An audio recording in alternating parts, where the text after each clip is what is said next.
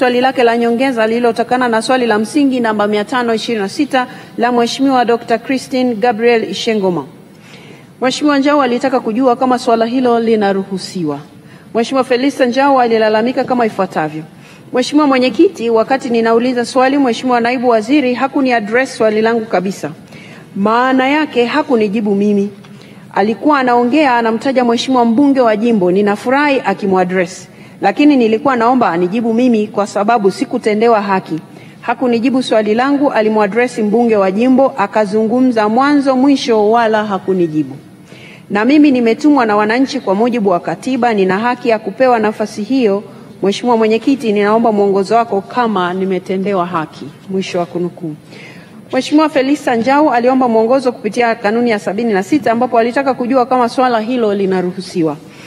Mheshimiwa Mwenyekiti aliyekuwepo wakati huo, Mheshimiwa Dr. Joseph Kizito Mhagama aliahidi kutoa mwongozo baada ya kupitia Hansard na kujiridhisha juu ya malalamiko ya Mheshimiwa Njau. Mheshimiwa Bunge, Hansard zinaonyesha kuwa swali la Mheshimiwa Njau lilikuwa kama ifuatavyo. Kumekuwa na migogoro ya ardhi kati ya wawekezaji na wananchi katika mkoa wa Kilimanjaro, hasa jimbo la Moshi vijijini, na imeonekana kuleta athari hasi kwa muda mrefu kwa sababu migogoro hii imedumu kwa muda mrefu bila suluhisho. Nini mkakati wa serikali kuhakikisha wanakwenda kutatua migogoro hii ili wananchi waweze kuishi kwa amani? Asante sana. Mheshimiwa Bunge, swali hilo lilijibiwa na Mheshimiwa Naibu Waziri kama ifuatavyo.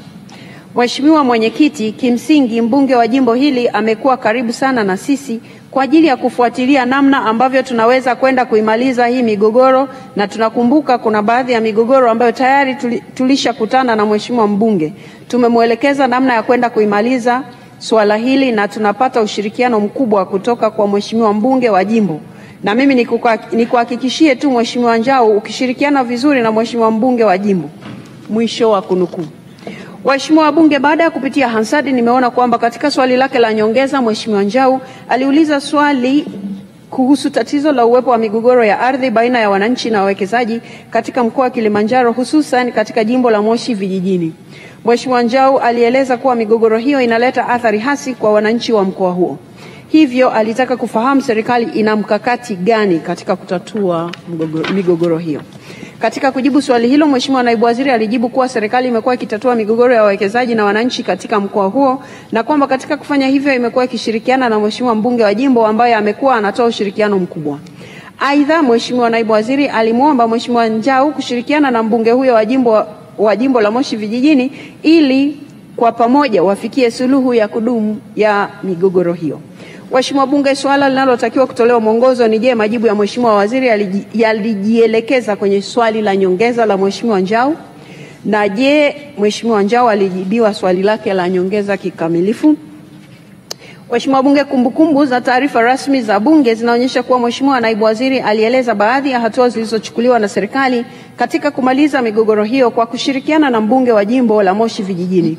Aidha, katika ushirikiano huo alieleza kuwa kuna masuala ambayo mbunge wa jimbo alikubaliana na serikali kuyafanyia kazi. Kwa nia hiyo, Mheshimiwa Naibu Waziri alimuomba Mheshimiwa Njau kushirikiana na mbunge wa jimbo katika kuhitimisha migogoro hiyo. Waheshimiwa wabunge, wakati wa kuomba mwongozo Mheshimiwa Njau alilalamika kuwa yeye kama Mheshimiwa mbunge hakutendewa haki na Mheshimiwa Naibu Waziri kwa kitendo chake cha kumtaja mbunge wa jimbo la Moshi vijijini tena kwa zaidi ya mara moja wakati akijibu swali lake.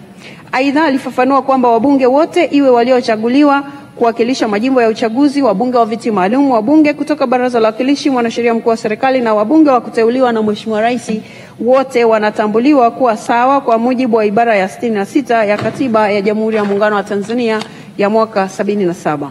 Hivyo wote wana haki sawa katika kuuliza maswali, kupata majibu yanayojitosheleza na kupata majibu yanayojitosheleza kwa maswali wanayouliza.